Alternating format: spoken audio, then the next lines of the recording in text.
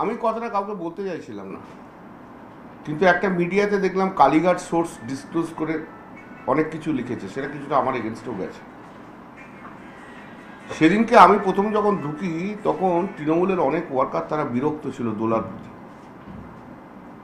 তারা সবাই ছুটে ছুটে এসে বলছে দোলা খুব বাজে ব্যবহার করছে। তো আমি বললাম ঠিক আছে, চিন্তা করিস না, আমি যাচ্ছি। আমি উপরে উঠে সবাইকে ঠিকঠাক করেছি। এরপর দেখেছেন মাঝে মাঝে আমি ভিড় কন্ট্রোল করার জন্য আমি বলেছি, আমার কথাও শুনেছি, হাইকোর্টের অর্ডার আছে, হাইকোর্টের অর্ডার অনুযায়ী মানতে হবে। কখনো আমি নিচেও নেমে গেছি, কাউকে ইয়ে করিনি। তারপর আমি এরপরে আসার পর দেখলাম বক্তৃতা শুরু হলো। তো বক্তৃতা দিল আমাদের প্রতিমা মণ্ডল, দিল আমাদের বীরবা হাঁসদা, ওই কী নাম হুমায়ুন কবির, আর কে একটা বক্তৃতা। আমি কুণালকে জিজ্ঞেস করলাম কে কে বক্তৃতা দিচ্ছে। কুণাল বলল যে এরপরে আছে ওই প্রিয়াঙ্কা অধিকারী আছে, আর ওই উপাসনা বলে মেয়েটি আছে, আর আপনি আছেন, সৌগতদা আছে। আর সৌগতদাকে দিদি বলেছে যে দিদির সামনে বক্তৃতা দিতে। তো উপাসনা আর ইয়ে কী নাম প্রিয়াঙ্কা দুজনে ছিল না, অনেকক্ষণ ধরে ছিল না। তো ন্যাচারালি তখন স্পিকার লিস্ট, আমি বললাম মহুয়াকে দাও, মহুয়া আছে তো। বললো মহুয়ার নাম লিস্টে নেই। আমরা লিস্টে না থাকুক, মহুয়াকে একটু বলতে দাও, মহুয়াও খাটছে। বললো কুণাল বললো আমাকে, না লিস্টে না থাকলে আমি কাউকে কিছু বলতে দিতে পারবো না, দিদি নয় দিদি এসে ডিসাইড করলো। তখন সব বক্তা প্রায় শেষ হয়ে এসছে। আমরা ঠিক আছে তাহলে আমাকে দাও।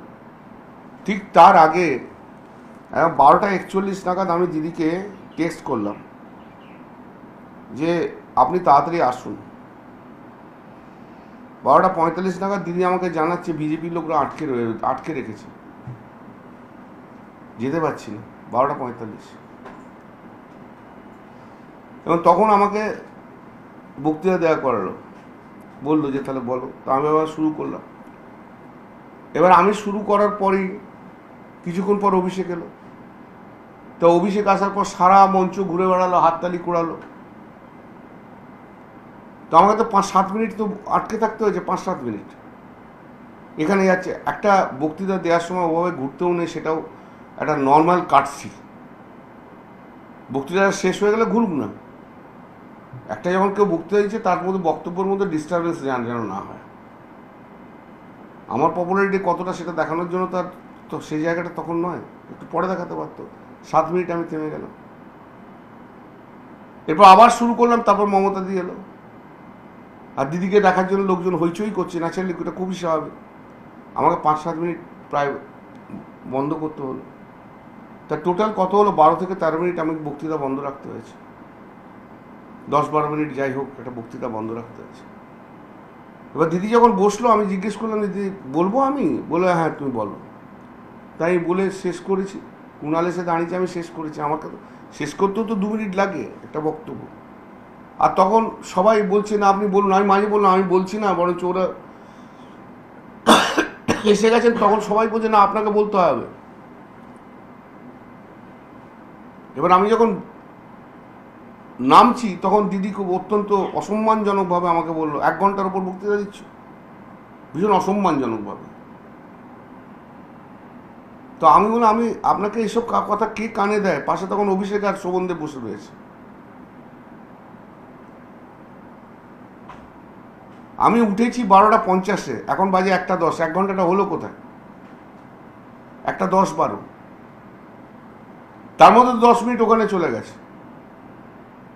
না আরও অনেক বক্তা আছে। আমার কেউ তো আমার বলেনি যে লিস্টে তো কারো বক্তার নাম আমাকে কোনাল তো বলেইনি, তাহলে তো তারাই দিতে পারত। এইরকমভাবে পাবলিক হিউম্যানিটি তো ভালো লাগে না দিনের পর দিন।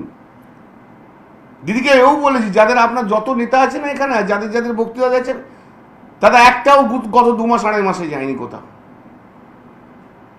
অভিষেক বন্দ্যোপাধ্যায় অত বড় লিডার, তার 2 মাস 2.5 মাস ঘুরলো না কেন? শোভনদেব চ্যাটার্জি অত বড় লিডার, ঘুরলো না কেন? দিদির কথায় যারা অত বড় বড় লোক, তারা ঘুরলো না কেন?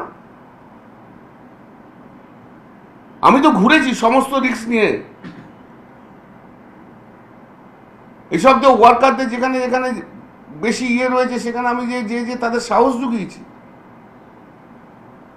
এটা তো মানতে হবে একটা জায়গায় এসে। আর দিদি অত ঘন ঘন বিরক্ত হলে হবে না।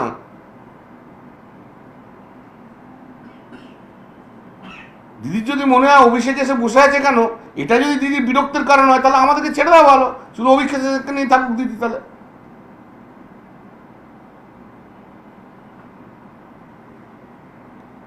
বাংলার কোটি কোটি মানুষ আর লক্ষ লক্ষ তৃণমূল কংগ্রেসের ওয়ার্কারের জন্য মমতা দি বাংলার নেত্রী হয়েছে। কোনো রক্তের সম্পর্কের লোকের জন্য মমতা দি বাংলার নেত্রী হননি। এবং সেই লড়াইয়ের দীর্ঘকালের সাথী আমি। ওখানে যারা ছিল তাদের মধ্যে শোভনদা আর আমি হচ্ছি ওল্ডেস্ট।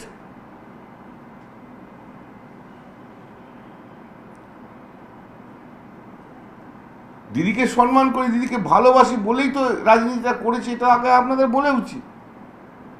কিন্তু আজকে পশ্চিমবাংলার মানুষের যে দুর্দশা, দুঃখ, তার জন্য লড়তে হবে। একদিনে একটা মিটিংয়ের লোক দেখে তো উঠলে পড়লে হবে না। এই লড়াইকে সামনে নিয়ে যেতে হবে, গণতন্ত্রকে বাঁচাতে হবে। আসলে আমি ছেড়ে দিয়ে বাড়িতে বসে যেতে পারি? কি এসে যাচ্ছে আমার জীবন, যৌবন, আমার প্রফেশন, আমার সংসার, সবই তো মমতাদির জন্য স্যাক্রিফাইস করেছি। আর যদি শুধু অভিষেক করে তাহলে তো প্রবলেম হয়ে যাচ্ছে আমাদের।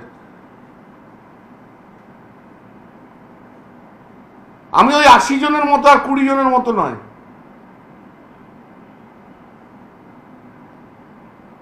মানুষও আমাকে ভালোবাসে, এটুকু মেনে নিতে হবে সবাইকে। এটা কারোর কোনো হিংসার কারণ নেই। আমার জায়গায় চলে যাচ্ছে, এটা যদি কেউ ভাবে তাহলে তার শেষ, এমনিতেই শেষ হয়ে যাচ্ছে।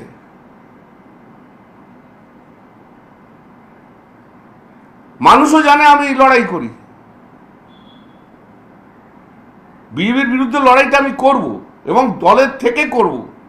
এদের মতো আমি নই যে 80 জন চলে গেছে বা 20 জন চলে গেছে, দরকার হলে দলের মধ্যে ঝগড়া করেও করব।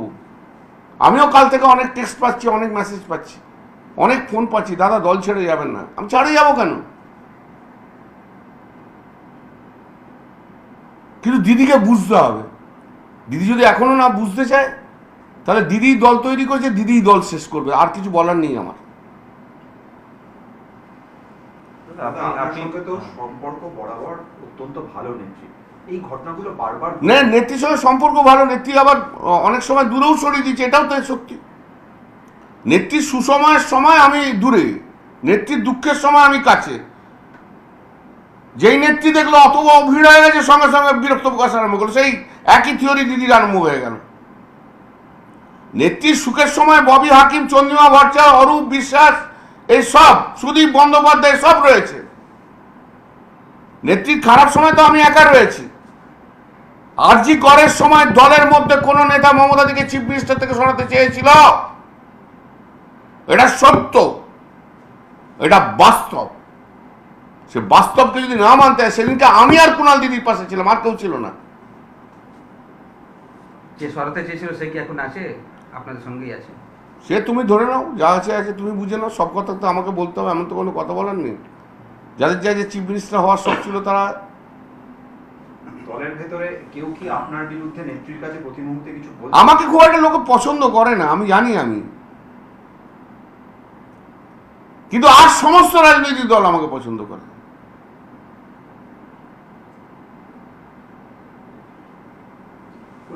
সেদিনও যা ছিল আজও তাই। কেউ তো কানের মধ্যে গুঁজেছে, 1 ঘন্টা বক্তৃতা দিচ্ছে, তারপরের মেসেজটা আমি দিদিকে যেটা করেছি মঞ্চ থেকে বেরিয়ে, আপনাদের সেটা দেখাবো না। দ্যাট ইজ আর 1:15। তাহলে 12:45 মেসেজ করেছি, তার 5 মিনিট পর বসছি। তারপরে আপনারা দেখেছেন দিদির সব তর্ক বিতর্ক হচ্ছে, তারপরের মেসেজটা হচ্ছে 1:15। তাহলে কতক্ষণ হলো? আর দিদি এমনি এমনি করে ঘড়ি দেখালেই হবে? 1 ঘন্টা ধরে বলছি, 1 ঘন্টা ধরে বলছি, মেনে নেবো আমি দিদিকে ভালোবাসি, দিদিকে শ্রদ্ধা করি, দিদির জন্য সব কিছু করতে রাজি আছি। কিন্তু দিদিকেও রিজনেবল হতে হবে।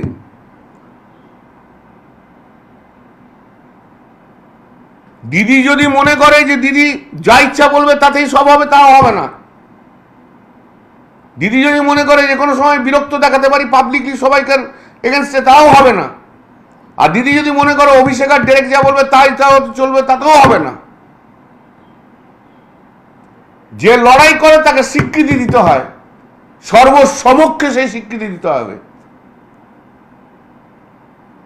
দাদা আপনি এইমাত্র বললেন যে আপনি দল প্রয়োজনে দলে থেকে ঝগড়া করবেন, যাই করবেন। এই তো ঝগড়া তো করছি আপনার সামনে দিয়ে। কিন্তু আপনি যে পয়েন্টটা তুললেন, এই পয়েন্টটাও কিন্তু যারা দল ছেড়ে চলে গেছে তারাও বলছে যে এই অভিষেকের জন্য দল ছেড়ে গেল কেন? একসঙ্গে তো বলতে পারতো। 2022-এ আমি তো অভিষেকের বিরুদ্ধে বলেছিলাম, তখন এই 80 জন কোথায় ছিল? তখন তো অভিষেককে তেলিয়েছিল। 60 জন না 65 জন, এই 20 জন। একমাত্র কাকলি ছাড়া, আমি বলে দিচ্ছি আপনাকে, একমাত্র কাকলি ছাড়া সুখেন্দু শেখর রায় এটা প্ল্যান্টেড করেছিল যে চিফ হুইপ থেকে পদত্যাগ করাতে হবে 2022-এ, একমাত্র কাকলি ছাড়া। এটাও সত্য, কাকলি সেদিন আমার জন্য ছিল।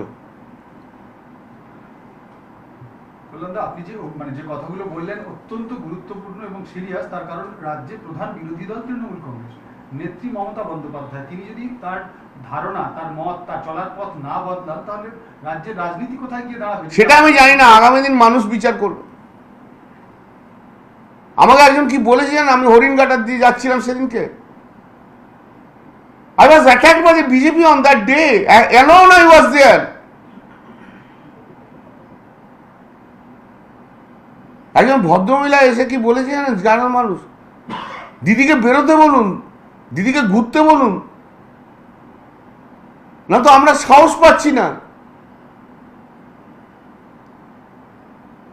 অভিষেক ব্যানার্জি কি করছে? শুধু নিজের বাড়ি আর কালীঘাট করলে তো হবে না, বেরোতে হবে ভাই। ডিম খায়, লাঠি খায়, ঝুল যাই খায়, গালাগাল খায়, এটা তো রাজনীতির অঙ্গ। ঘরে বসে থাকলে তো হবে না। আজও পর্যন্ত পশ্চিমবাংলার মানুষ মমতা দিকে চাইছে, বাংলার মানুষ মমতা দিদির দিকেই তাকিয়ে আছে।